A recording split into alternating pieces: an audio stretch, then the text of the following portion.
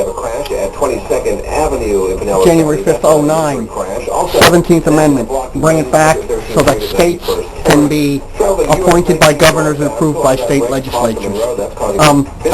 Both times that I've heard this discussed in the on the news, in the radio, it was typically some Tea Party person who would call up Glenn Beck or Michael Medved. Anyway, they would suggest to bring back the old-fashioned way of doing things, where senators were not sent to Washington based upon any popular vote within their state. They were appointed by the governor pending approval of the state legislature.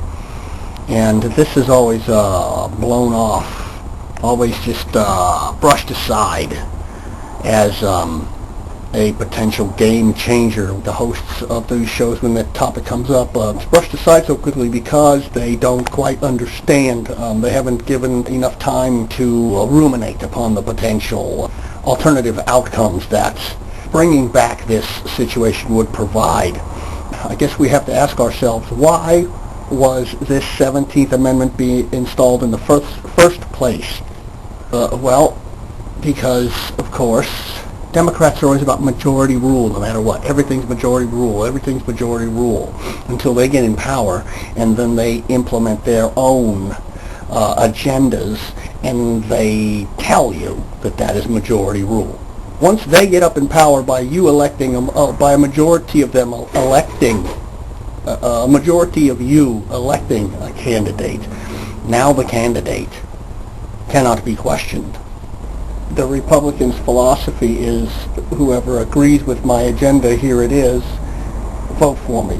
Then give me the controls, and for my term I will have the charge of this position. And I'm going to tell you right now that I'm not just wetting my finger and sticking it up in the air to see which way the winds are blowing. Of course, that's what everybody does once they get there, because the Democrats have convinced the majority of people over the last century, at least, beginning with the time of Teddy Roosevelt, more or less. The progressive era was begun where in our public schools children were indoctrinated with this democracy, which is not in the Constitution anywhere. The Constitution, Bill of Rights, Declaration of Independence nowhere uses the word democracy, not one time. However, you are brainwashed all your life into believing that the majority should prevail in everything, and you are brainwashed into believing that whatever, that your candidate, wherever you live, in whatever state, in whatever county, whatever district, and even on the president himself, should do whatever the majority wants. This is classic Democrat / progressive philosophy, and that is how they implement their agendas.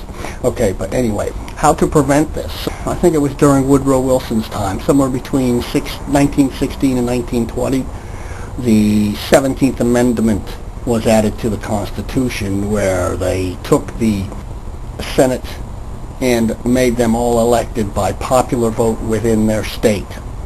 And from there they rise to a national prominence where they have the power to govern what goes on in other states, and by majority rule of vote from their state. And international, I mean, it takes national campaign contributions from all states, because all states now have an interest in, installing a certain guy. That's one reason political campaigns are so outrageously expensive, is because the Senate campaign committees, they come from all over the nation and the world.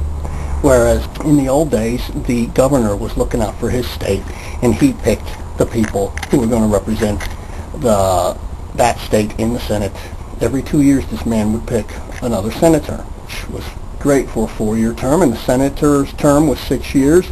And the senator, no matter who was the governor, if they were voted out and replaced, then that governor still had to work with a senator from the past administration, the past state governor administration. And slowly the states would conserve the evolution of power in the states and retain their power on Capitol Hill in Washington. But the Democrats didn't like that, and they tricked the Republicans into going along with this amendment, the 17th Amendment. Now, I say we should get rid of it, and I say that the states ought to step up to the plate and vote it out.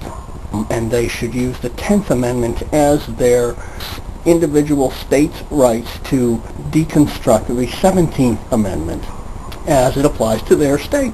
In order to do that, they will first have to vote in state legislature people from their states who believe that this should be so.